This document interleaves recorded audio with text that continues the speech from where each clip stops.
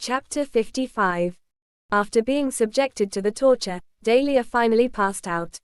Her back was bloody and horrific to look at. The fresh wounds were still bleeding profusely, her body still twitching uncontrollably even while she was passed out. "General, she has lost consciousness," one of his men reported. "Wake her up and keep going." Travis spat coldly. "Uncle Travis, can I have a go?" Edward interjected eagerly. Ever since he was crippled, there had been a tremendous shift in his psychology.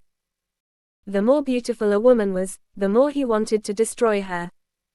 "If you want to, go ahead." Travis nodded in approval. "Thank you, Uncle Travis." Edward grinned eerily. Once Dahlia awakened, he wielded the whip in his hand and struck her. "Tell me. Just kill me." Dahlia could no longer endure the pain. Her mind was at the end of its rope. Now, she could only hope they would put an end to her misery. "Kill you? Not so fast. I haven't even had enough." Edward smiled sadistically and continued with the torture. After a while, Dahlia, covered in bruises, fell into a coma again. "General, the murderer hasn't been revealed. If this continues, she will die soon," the adjutant reminded. "This woman is so stubborn." Travis was impressed. This torture device was typically used to coerce confessions. People usually confessed to everything after 3 whips. Even specially trained forces would not be able to handle a dozen lashes. Yet, this woman was able to withhold dozens of whips without revealing anything. Even he couldn't help but be impressed. "Hang her at the entrance as bait. Call off the surrounding guards and see if Dustin will come to rescue her." Travis commanded. "Yes, sir." The adjutant answered and hung the unconscious Dahlia at the gates. "Don't you die on me. I'll have my fun with you when I capture Dustin." Edward licked the drops of blood at the corner of his mouth with a perverse smile. Dustin had just finished his meal at the Peaceful Medical Center when he received a call. It was Hunter Anderson, and he sounded like he was in a hurry. "Mr. Rhys, I've received news that Ms. Nicholson has been arrested." "Arrested?" Dustin frowned. "It's Travis Spanner. He arrested Ms. Nicholson and her family for the crime of treason. They are receiving private punishment now," Hunter explained. Dustin's face fell when he heard this. He knew very clearly what type of person Travis was. No ordinary person could bear the torture methods in the war zone. "Where is Travis?" Dustin was very anxious. "At the Spanner Villa. Mr. Rhys, Travis has set an ambush for you. You shouldn't be too impulsive." YTV. Before Hunter could finish, Dustin had already hung up the phone and rushed out.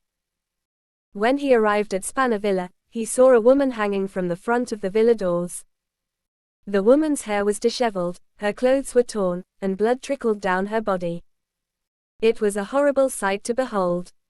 Dustin's eyes widened in shock when he realized the woman hanging there was Dahlia. Dustin balled his hand into a fist. A murderous aura erupted from him. Suddenly, there was a gust of strong wind that sent the rocks flying. Even the surrounding temperature started to drop rapidly. Dustin shot up and cut off the rope with one hand. He caught Dahlia, who was covered in blood, and landed gently on the ground.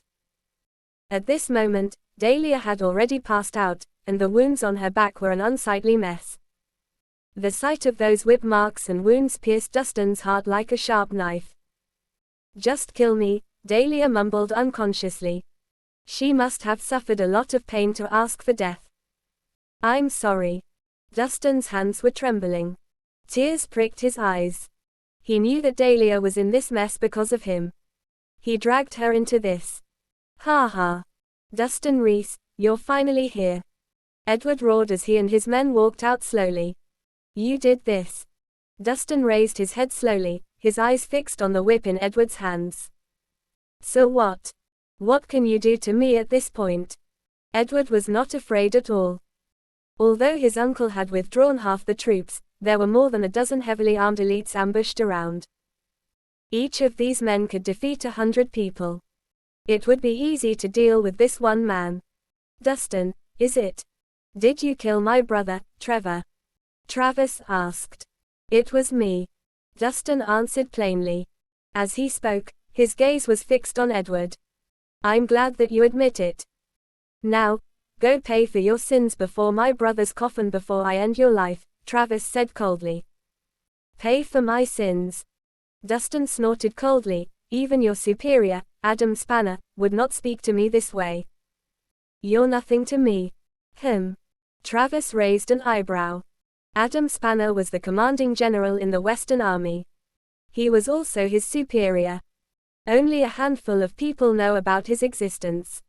How had Dustin heard of him? You know Chief General Spanner. Travis was slightly taken aback. I'll give you a chance to take your own life out of respect for Adam. This way, your body might still be intact. Dustin demanded. Keep my body intact.